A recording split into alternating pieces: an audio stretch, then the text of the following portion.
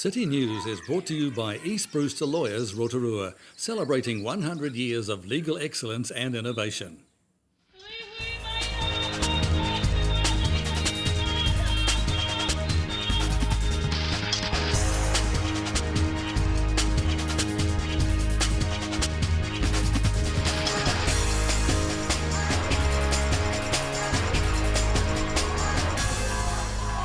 Kia ora Rotorua, ahead in tonight's bulletin. The Tuhurangi iwi of Lake Tarawera are gifted a wooden po for their contribution in tourism. Gilmore's Rotorua hosts a canteen shave-off fundraiser.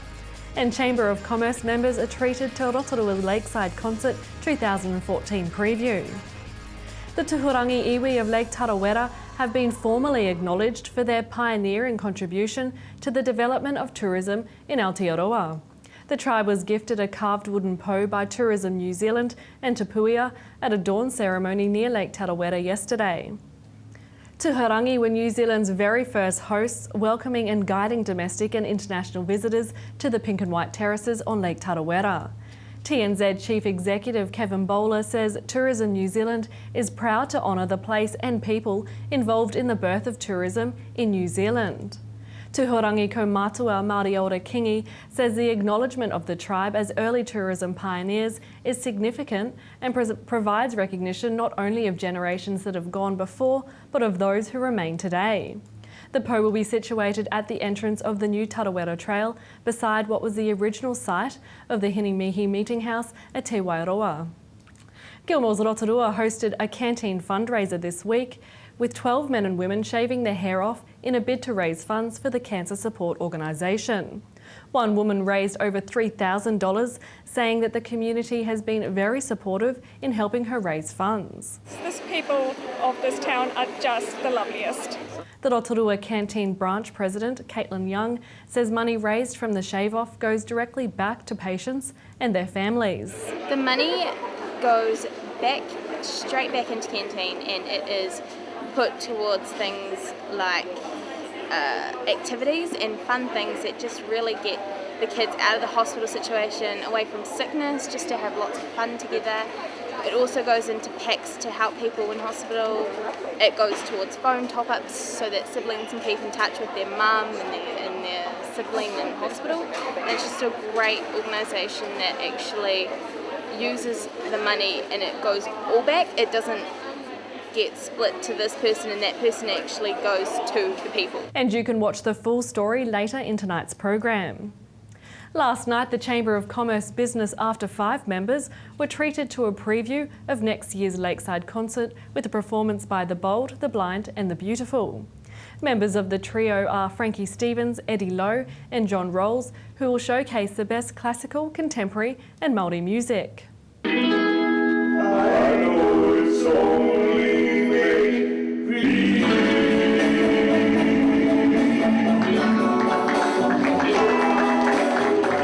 My one and only prayer is that someday you can sit down, sing the last dance for me. Where I know that the music's fine and sparkling wine. Go and have your fun. Morning in the sun, where my people have lived since time begun. I have sailed on many a sea. Rotorua's 18th annual Lakeside Concert will be held on Saturday, February 22nd at the Village Green. In sport tonight, another successful Te Arawa Awards were held recently, honouring excellence in the iwi. Spokesperson Stephen Tamoni says there were 3 categories to the awards, recognising excellence in youth, sport and iwi success at a whānau and hapu level. He says this year the individuals nominated in the sports category were from a wide range of codes. Our sporting rugby stars there that were celebrated, as well as those that were into kickboxing, extreme kayaking. So it's not just the main sports that we see on TV? No, it's the fact that you're from Te Arawa and that you're representing on an elite level. That's where we try to have most of our focus. To your weather now, Rotorua. Tonight looks fine with light winds and an overnight low of 10. Tomorrow, Thursday, cloudy spells with a few morning showers, northwests, a high of 18 and a low of 10. And the outlook for Friday, rain and then showers from the evening with a gusty northwester, a high of 17 and a low of 6. And the marine forecast for Lake Rotorua for Thursday, northwest 10 knots developing in the morning and then rising to 15 knots for a time in the afternoon with waves less than half a metre, and we'll have morning cloud and then it should be fine. Remember, for program listings and other info, or to watch City News online, you can visit our website tvrotorua.co.nz. Still to come tonight in City News, we visit Te Kura o Te Koutou and talk to students about their upcoming trip to Mexico. We're at Skyline with Sales and Marketing Manager Dave Blackmore, and we have the full story behind Gilmore's Canteen Shave-Off fundraiser.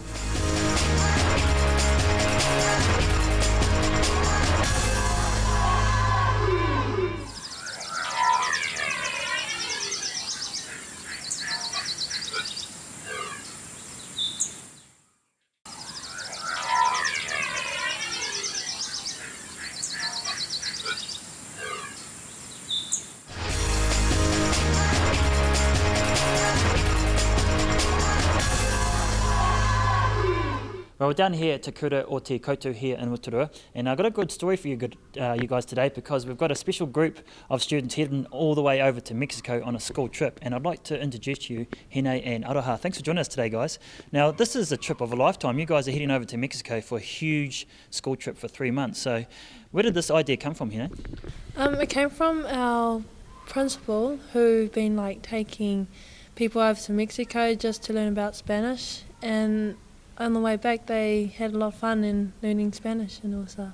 Yeah. Because here at school you speak Spanish, Māori and English, or is it just Spanish and Māori? It's Spanish and Māori.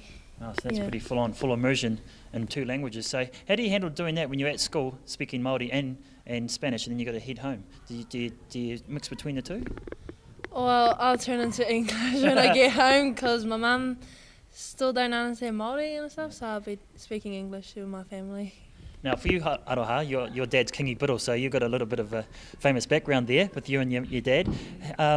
Is this sort of a trip that you guys have been organising for quite some time? Yes, it is.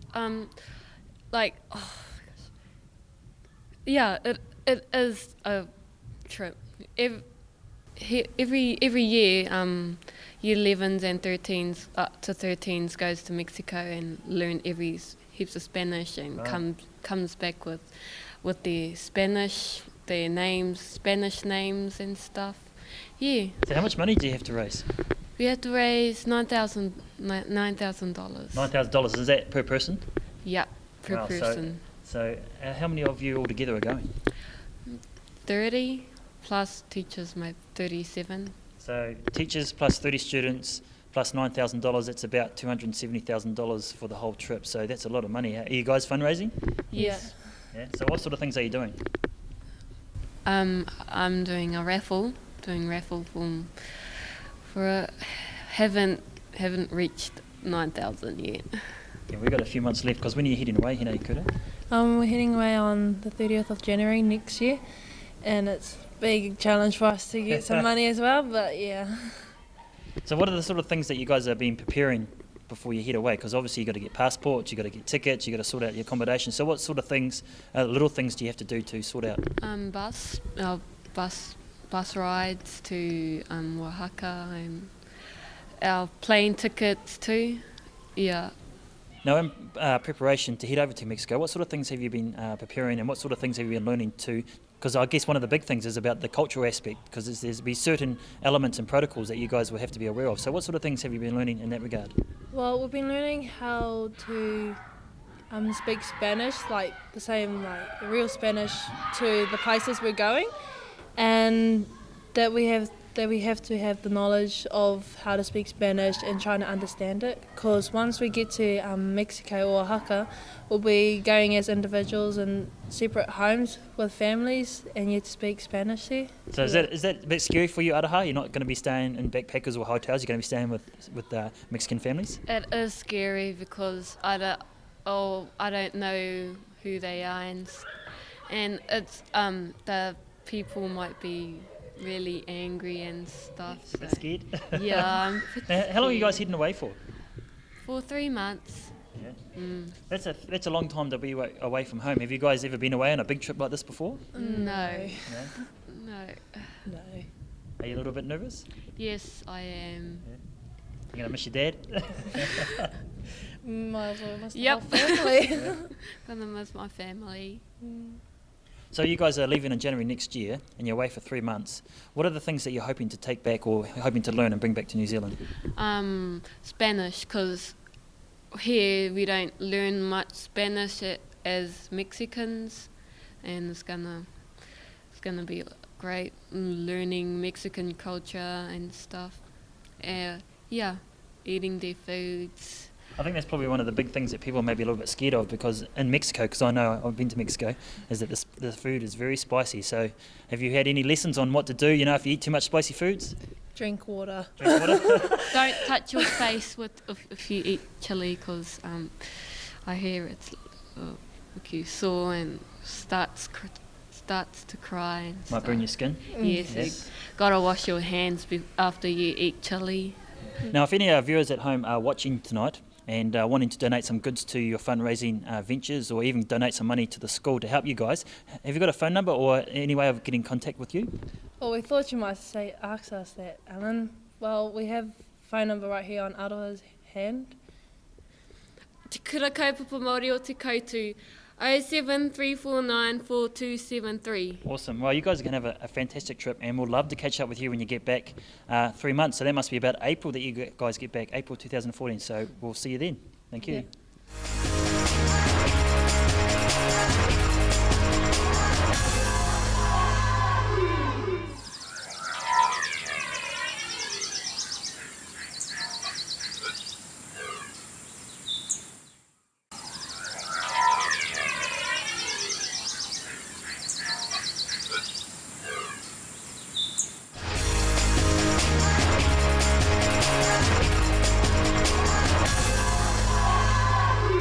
Well, every year up here at the Skyline Gondola, 750,000 really crazy and adrenaline-rushed, packed people head down the luge ride here.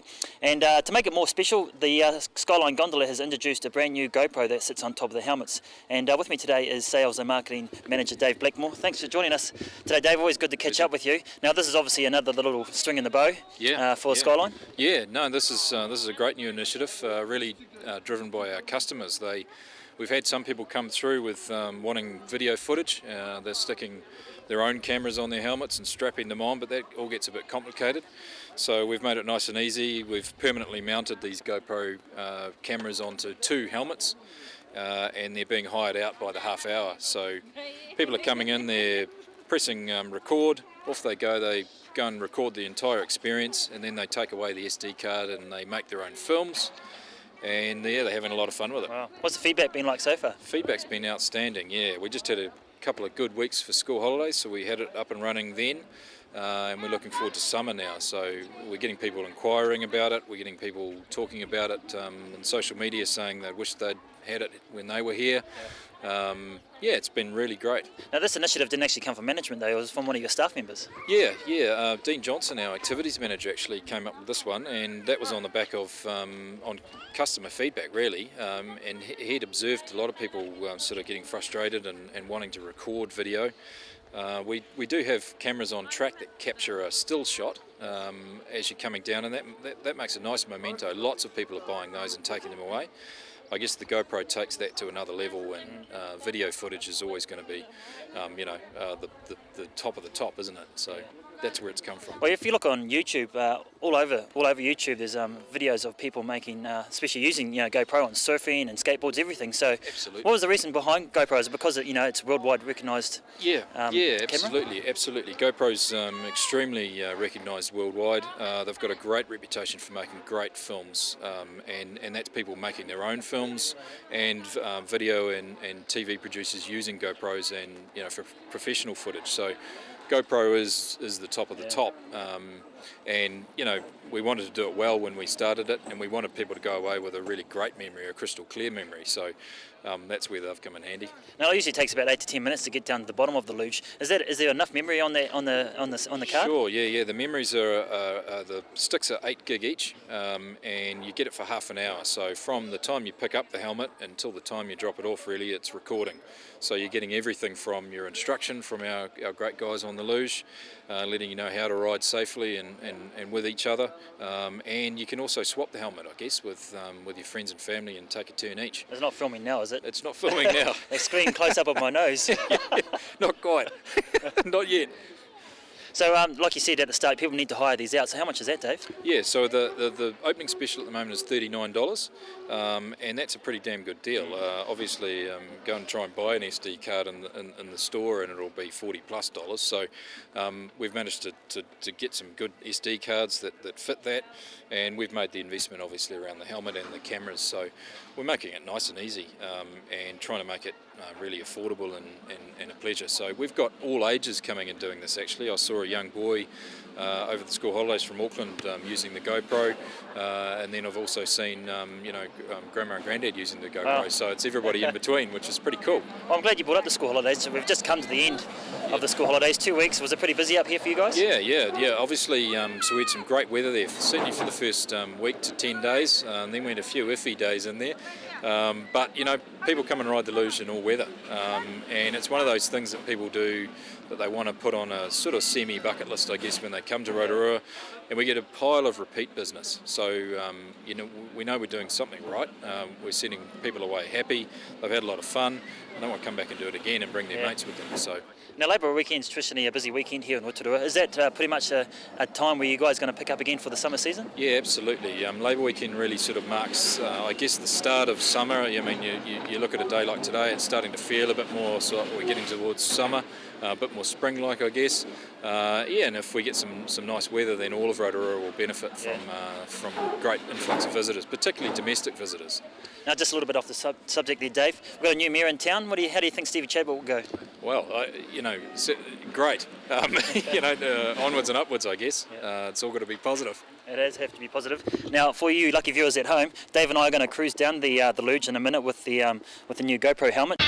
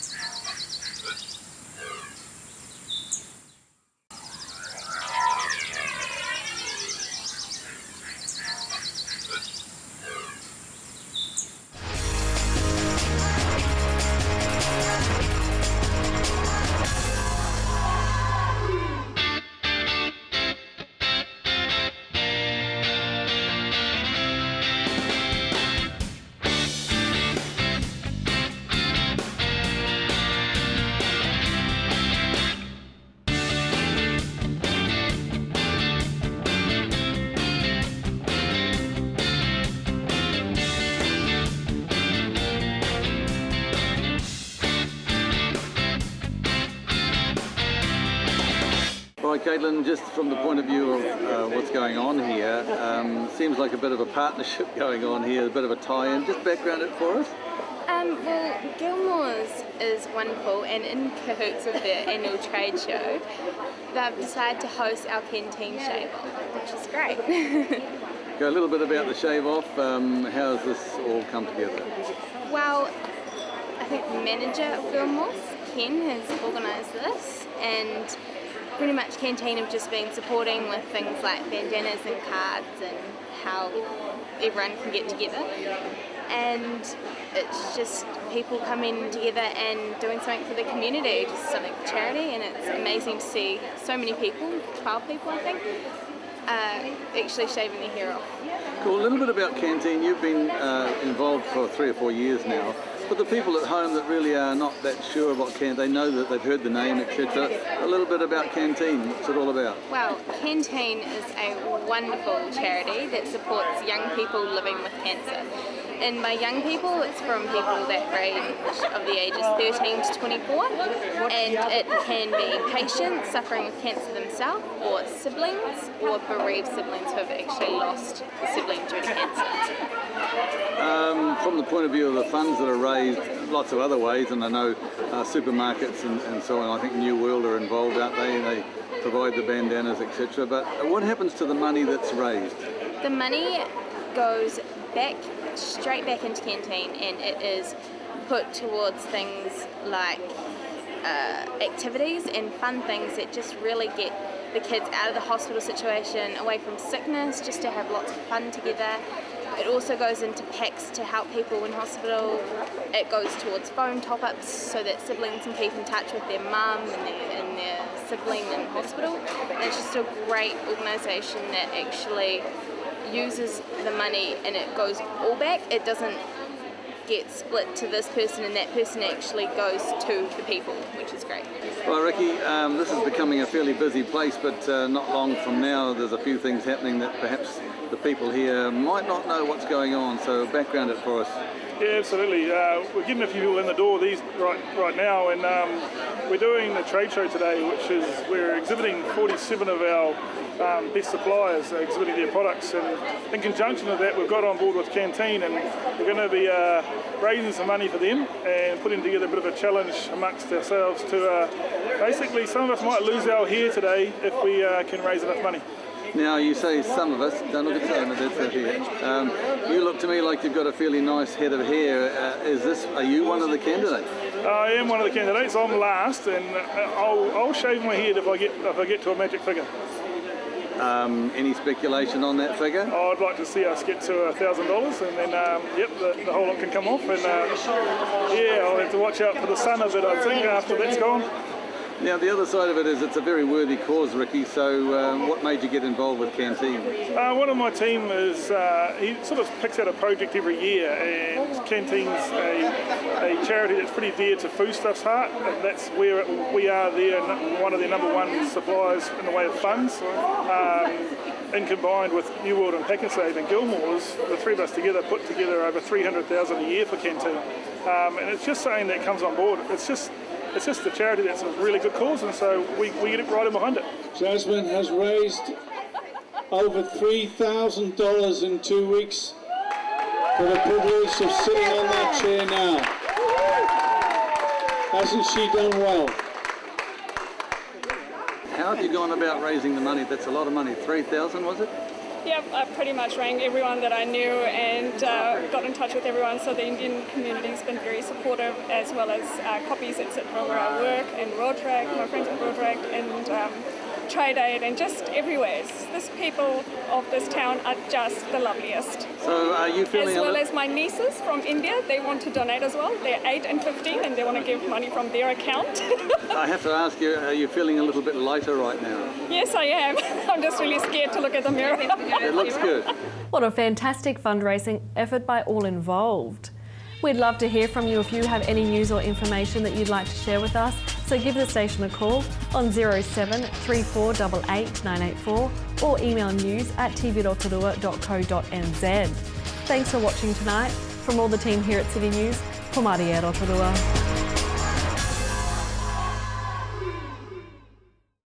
Supporting local content so you can see more of New Zealand on air. City News was brought to you by East Brewster Lawyers Rotorua, celebrating 100 years of legal excellence and innovation.